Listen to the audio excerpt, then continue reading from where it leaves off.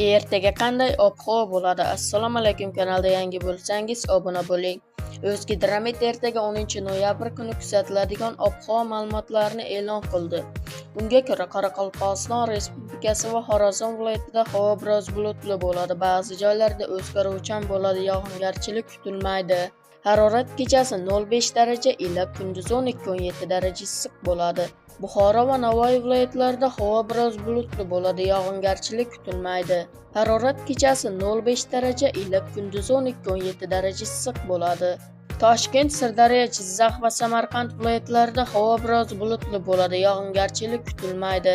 Ayrim joylarda tuman tushishi mumkin. Harorat kechasi 0,5 daraja ila kunduzi 12-17 daraja issiq bo'ladi. Qashqadaryo va Surxondaryo viloyatlarida havo biroz bulutli bo'ladi, ba'zi joylarda o'zgaruvchan bo'ladi, yog'ingarchilik kutilmaydi. Harorat kechasi 2-7 daraja ila kunduzi 15-20 daraja issiq bo'ladi. Andijon, Namangan va Farg'ona viloyatlarida havo biroz bulutli bo'ladi, yog'ingarchilik kutilmaydi. Ayrim joylarda tuman tushishi mumkin. Harorat kechasi 0,5 daraja ila kunduzi 10-15 daraja issiq bo'ladi.